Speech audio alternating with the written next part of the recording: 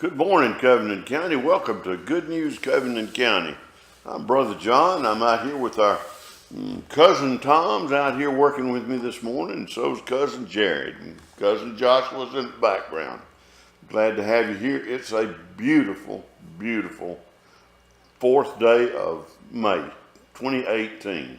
You know, today is National Star Wars Day. If you've got a Star Warrior in your family, go out there and tell them thanks for defending the universe from the evil Jabba the Hutts and people like that. But it is actually National Star Wars Appreciation Day. And if I'd made as much money as some of those people that came up with that franchise, I'd be thankful too. In local news, yesterday we had the opportunity to go out to Power South for what they refer to as a legislative luncheon. The legislative luncheon was sponsored by the people at Power South and the Andalusia Chamber of Commerce. In attendance, or the people that we were really there to hear from and see, were our state representative from this district, Mike Jones, who has an office right across the square from us, and state senator, Alabama State Senator Jimmy Holley from Elba, Alabama. They came and spoke to, I'd guess, a crowd of maybe 100 people. And they talked about what had happened in the last legislative session and what they looked forward to occurring in the next legislative session. They gave us a historical background going back about 10 years as to how we got to where we are now and some of the things that they've had to work through in the past 10 years. I guess one of the big things was that under current law, Jones explained to the group that they've changed the way that they look at driving under the influence charges and those kind of things. Under the current law, a court may only have to consider a defendant's driving record under the influence in a 5-year look back. In other words, if they look back 5 years and there's no other DUI convictions, they may be lenient on them. They have expanded that window to look back for 10 years. And the idea is that there are people that have problems and that are chronically DUI.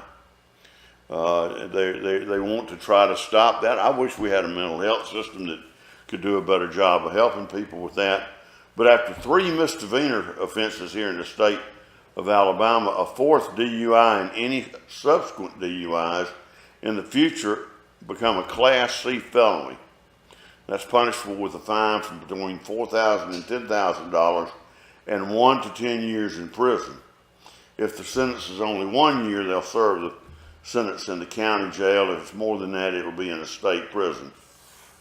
Jones, who also serves as a municipal judge here in Andalusia, said that the new law allows judges to look back at a defendant's history.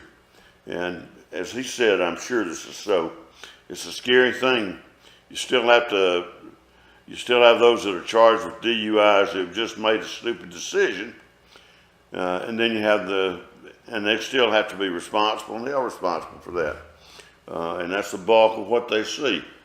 But the new rules gives the judges more leverage on sentencing habitual offenders.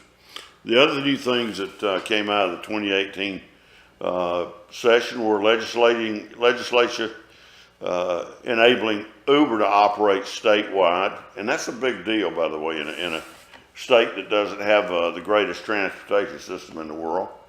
And then another big enactment was a law shortening the amount of time that it takes for someone to evict a non-paying tenant or an abusive tenant from a piece of property. That you think, oh, that's cruel, and it is, but a lot of times the landlord is paying for that property, and he's got somebody in there that's maybe there for 6 months that's not paying him any income at all. It creates this hardship for the landlord and his family. So this is an opportunity to make things work a little bit fairer, let's say, for everyone involved. They had questions and answers, and one of the questions had to do with something about deer hunters that are handicapped visually, and they had a great answer on that. And the other thing was that it looks to me like, according to what I can see in the budget, that there will be raises for many state employees.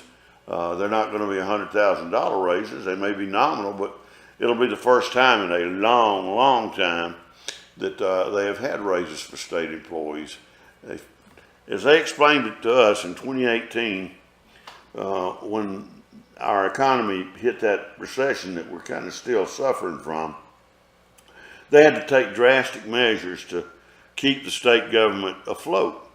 And some of those measures included things as hard, and I know it was a hard decision for them, as not giving out pay raises for a while, looking at the way benefits were handled and paid for, and other steps like that so that they can continue to run the state within the budget. In 2008, the state, it was like an awful lot of the value in the state dropped radically due to the difference in the decline of the housing market. Remember this, a lot of our government is based on property taxes, what their revenue is.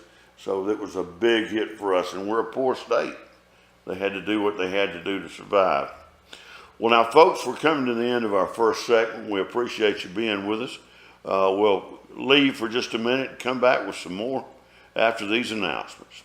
Welcome back to Good News Covington County. We've got some news about something that didn't happen as like it usually does in Covington County. Have you noticed the pollen lately? It's been the worst I can remember in years. And, you know, I know that one reason that we have a lot of pollen is because we're not getting the rain that we normally get.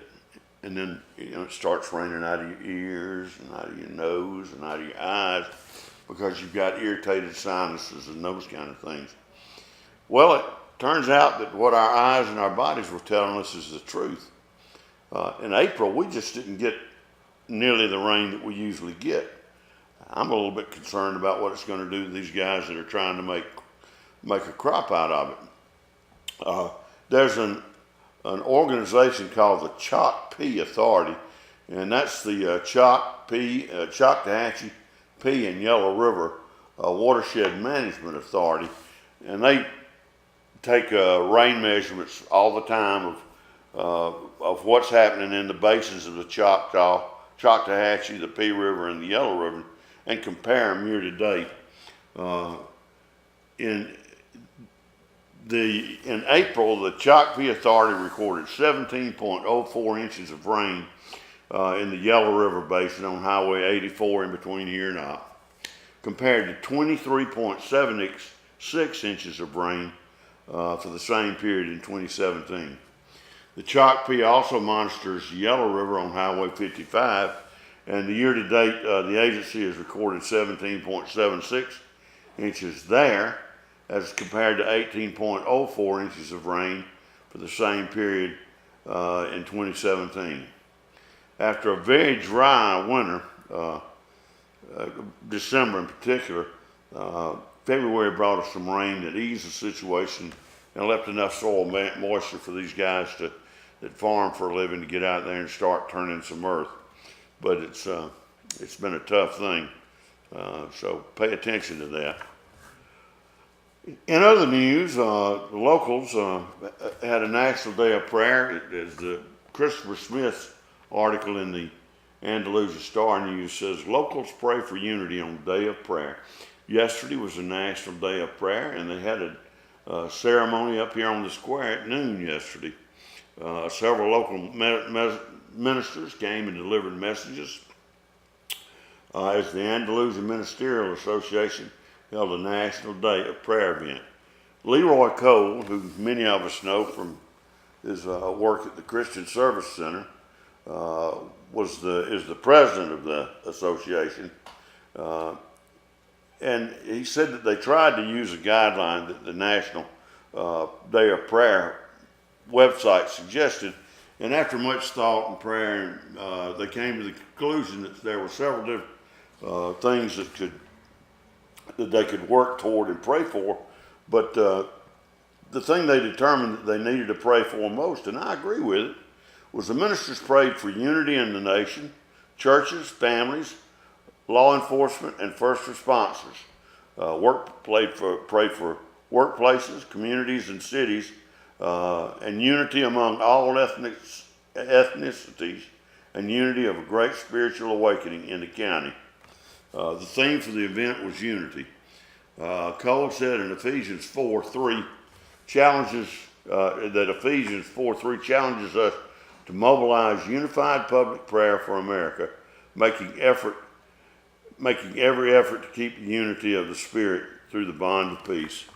Lee Morris Pryor also preached on unity to the families, and then Lena Boswell was another speaker. She's now retired, but she talked about how we look beyond our faults and how Jesus looked beyond our faults. Reverend Mike Flowers from the Southside Baptist Church preached on the unity of great spiritual awakening in the county, and made the point that before spiritual awakening can happen in courthouses, a spiritual awakening must first happen in the churches. At the end of the ceremony, Cole gathered all the people in a big circle, and they started singing the old hymn, Victory in Jesus. And I know the words, but I'm not going to sing it because there'll be a lot of sick people if I start singing. Leroy Cole said, "My dream is to one day get the entire court square filled with people praising Jesus. 25 years I've been doing this, and it has never happened. But next year, we'll be here at the same spot at the same time again, and we will praise Jesus again at that time." Now, folks, we're going to stop for a commercial break, and we'll be back shortly. Welcome to Good News Covington County, another segment here in Andalusia on May 4th, beautiful day. I mean, this is Chamber of Commerce weather. In fact, there's some people I don't want to know that our weather is this good. Great article by Lacey Stinson about something that's happening over at Andalusia Elementary School with fifth graders. Now, I've worked with a lot of fifth graders, and they're making that step from being little babies into kind of preteens, and they're adventurous, and they're full of energy and questions, and sometimes that can be a little bit of a handful to manage. And the child that you get in the fifth grade in May is entirely different than the child that you get in September. They transition so much and change so much during that time. They learn a lot more about themselves and the people around them. And it's been kind of interesting what's been going over there. Miss Jessica Tucker has been working with her homeroom class at Andalusia Elementary on a book, on a premise inspired by a book called No Talking by Andrew Clemens. It's a book about fifth graders and who realize that they not only talk too much, they talk too loud, and how they overcome it. In the book, the main characters are doing a report on India, and they learn about Gandhi. Now, that's interesting. I had a son that when he was in the fifth grade actually didn't have to do a report on Gandhi. He chose to do a report on Gandhi. And he learned in the course of it what this book says is that Gandhi would spend a day in silence every week. And she says, Ms. Tucker says she allows the children to come in and would make ideas for themselves from reading for the book. And when they suggested a challenge, which they would do every year, and she allows them to hold that challenge. And I'll quote here. The students were allowed to say 3 words or less, but only if a teacher called on them directly. Gosh, I wish I had known about this with my kids. What a great game it would have been. Anything over 3 words is illegal, and it'll get a tally on the wall against their teams. Now, the teams are boys versus girls, or, so no one will feel badly, girls versus boys. Following the challenge in the book, they started taking tallies, and the homeroom spent more than an hour talking in 3-word sentences. And here's what they learned.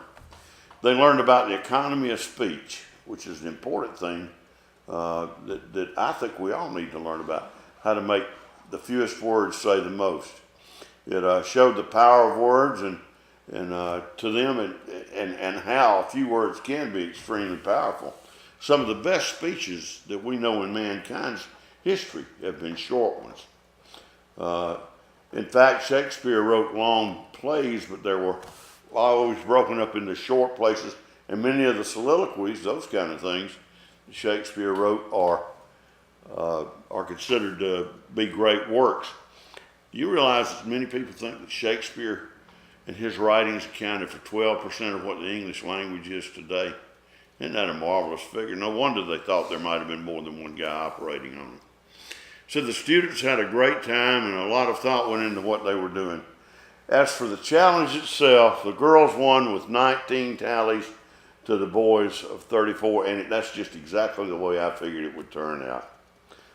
They asked some of the students what was so hard about it. Amber Newen said, if the boys annoy you like they usually do, it's even harder. It was just really hard to be quiet. And Shabrisa Wood says it was really exciting though. I learned that Ms. Wood said that we actually saw a lot of people that and used fewer words than we should have. It helped us learn to see how much we really do talk. Now, just for a minute, I want to talk about something, an experience we had this past week. Cousin Tom and Cousin Jared and I went out looking around, trying to get in some trouble. You know, poking a pile here and maybe running a snake out there with a stick. And somewhere along the line, we went by the new Piggly Wiggly, and we started filming a progression of things there. And we also went by the new Delta design, and you should see what we saw. Jennifer Scherzinger, who is the interior decorator at Delta Design, gave us the 50-cent tour, and she didn't charge us a dime. And quite a tour it was. They've added 10,000 square feet to the original Delta Electric company, a Delta Electric supply company, out there on the Martin Luther King bypass. And they've turned it into a whole new store. They've got tile, they've got wood floors, they've got cabinets, both custom and prefabricated. You can get cabinet kits. They've got basins for sinks, bathrooms, kitchens. They've got it all. They've got the different products that you can put on your walls and the floors, just like you see on HGTV. It's a beautiful facility out there. Casey Teal owns it, and he's owned it for a couple of years, and he's really making a big move to carry it forward. Now, here's the neat thing that Ms. Scherzinger told me. Jennifer said that they're going to be able to price to you just like anybody else at Lowe's or any of the other big box stores. They want that business. They're not completely through with the project, and they're going to continue to have a soft opening and build out. But go by and check with Jennifer Scherzinger and those people at Delta Design. They can get you fixed up with everything from a kitchen cabinet to a swimming pool. And we'll be back in just a minute after a few words. Welcome to Good News, Covington County with, let's see, what's my name today? Petroleum V. Nadsby? No, I'm Brother John. Cousin Tom's over there behind the camera making some great things happen. But let's face it, with what Cousin Tom's got to work with, he can't do much. Not with a face like this. And we don't have a makeup person, but unless a makeup person came in and did some Mount Rushmore quality work, chiseling off a lot of fat and other stuff, it still wouldn't be much to look at. But I thank y'all for watching us, in spite of what my handicaps are. Does anybody know what STEM is? S-T-E-M. STEM stands for science, technology, engineering, and math. And the futurists out there believe that the people that have jobs in the future will be the ones that have the strongest backgrounds in science, technology, engineering, and math. And the rest of the world will be working for those people. They have put in an initiative in the Andalusia schools where they've sent off a lot of people to do an awful lot of things. But one of the things they've had to learn is how to work with what they call blue bots. Now, blue bots are robots that are controlled over a Bluetooth system. Gosh, I'm crazy about Bluetooth. I've got it in my car, and it's really something nice. It allows you to do many things hand-free in an automobile, but they in the high schools and particularly in elementary schools, they learn how to program those robots and make them do different things, follow different commands, and it's amazing to watch them work. It's amazing to see the kind of things they can make those robots do. Now, to do that, they have to learn what they call coding.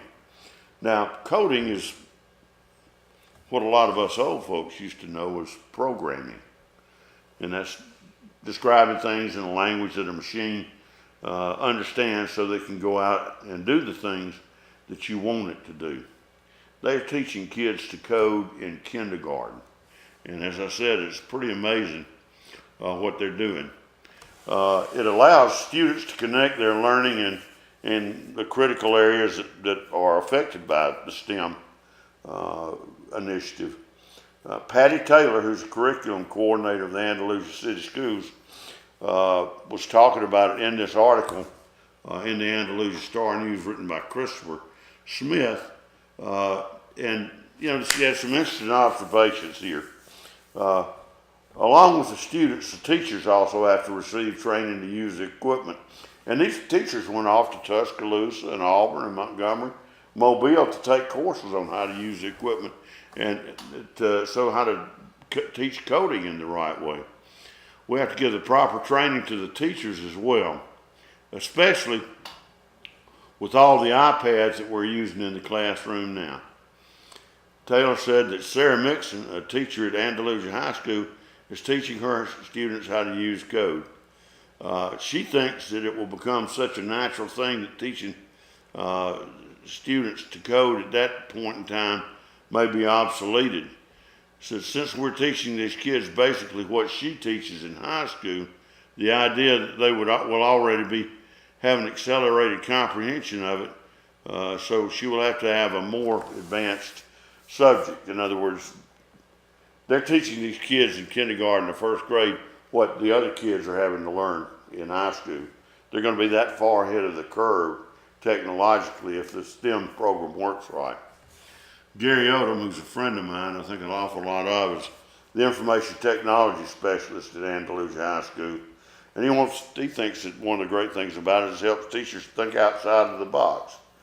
To quote Gary, I don't know of a time in history when we were teaching kids this early about programming robots. It's all about engaging the students. When you can engage them, there's not a discipline problem in sight. And he told the truth right there. Those kids, if they're mentally engaged by this system, they don't cause problems. The goal is to one day get this technology in the hands of every student in the school, and they've done a good job, an awful good job of that. In fact, they engage so many students now that it's really a marvelous thing to do. And as we were talking about the fifth graders a few minutes ago and how they were having to learn to be quiet, if you've got these kids working with these coding projects and these robots, you don't have to ask them to get quiet. They'll come to you when there's something wrong or when they've got a question, but they're so engaged by the prospects of what they're doing, they really handle their own selves, and it's a wonderful thing to watch. I think that's the way that education ought to be in a lot of ways. It's just a wonderful thing that they're doing over there, and I think they're preparing them for the future very well. Now we're going to stop right here for a minute. We'll be back shortly. Welcome back to more Good News Covington County. I guess there's less of the good news to share than there was when we first started the show. We're going to spend some time discussing sports here in Covington County. The Lady Bobcats in Opp, Alabama have secured themselves a spot in the 3A regional softball playoffs for the state of Alabama. Unfortunately, the Strawn Lady Tigers saw their season come to an end, and as the Bobcats advanced, they secured a spot on Thursday in the Class 3A Area 3 tournament in Geneva. That means they'll be going to Gulf Shores to play off. In the first game, it was Slocum-Sullivan Op 3.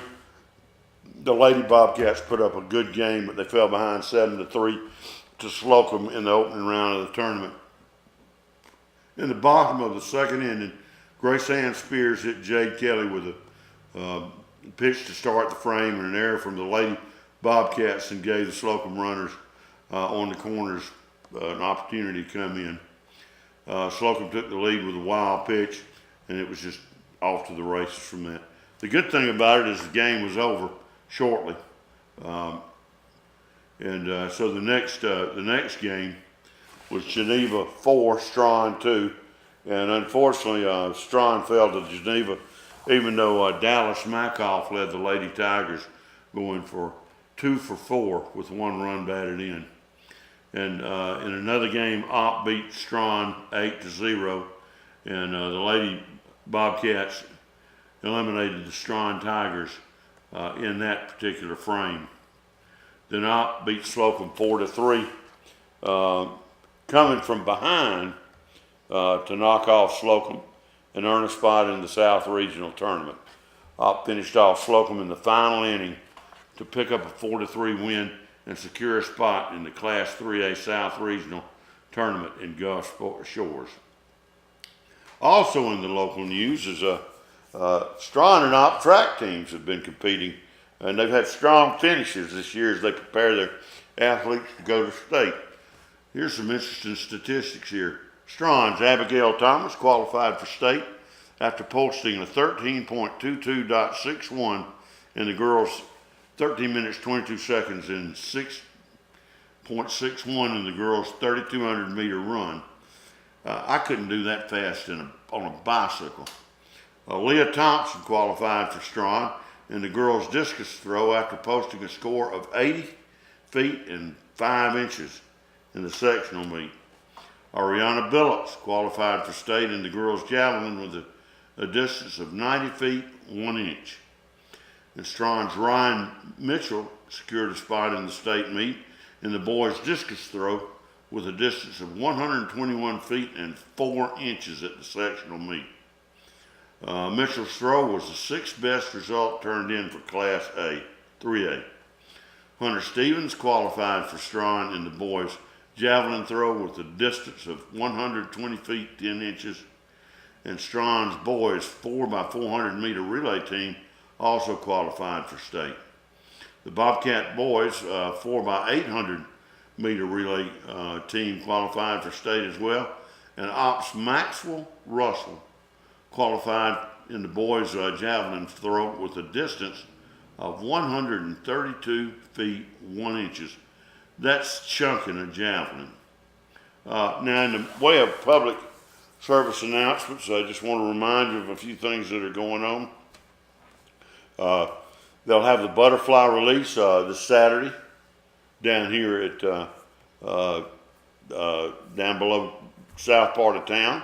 And then there's a rummage sale at Mount Zion Church on Strawn Road starting at 7 o'clock on Saturday morning.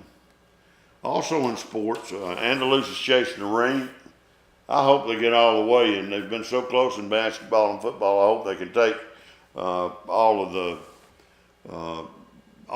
glory in baseball. They're scheduled to play this evening in Andalusia. They have a game at 5 and then a game at 7. And if it's necessary, if they split those first 2 games, be another game played on Saturday. Our weather forecast is as follows. Today, before 7 a.m., we had a little fog, and otherwise it was sunny. We're going to have a high about 87 degrees, calm wind becoming south around 5 p.m., 5 miles per hour in the morning, and it's that way right now. Patchy fog after 1 a.m., otherwise partly cloudy with a low of around 60 tonight. Saturday areas of fog before 9 a.m., mostly sunny with a high again of 87 and Wind again out of the southwest at about 5 miles an hour. Saturday night, mostly cloudy with a low temperature of around 62 and calm wind. Sunday, mostly sunny with a high near 86. North wind 5 to 10 miles an hour, and Sunday night mostly clear with a low of around 59. North wind around 5 miles an hour, becoming calm in the evening. One thing that we haven't discussed today is the buzzard count. We got to get that in before the day is out. We went out and checked, put our buzzard observation team to work, and it's calmed down the square. We looked and we could find neither lawyers nor buzzards out on the square. So something's quiet somewhere. Now, folks, we're about to come to the end of this broadcast, and I just want to tell you thanks again for watching us this week. Thank you for watching us today. We appreciate each and every one of you, and if you'll just get in touch with us, if you've got an event or something, we'll sure try to give it publicity. I want you to remember a few things, especially for this weekend. Be nice to everybody, and shop local. We'll see you soon.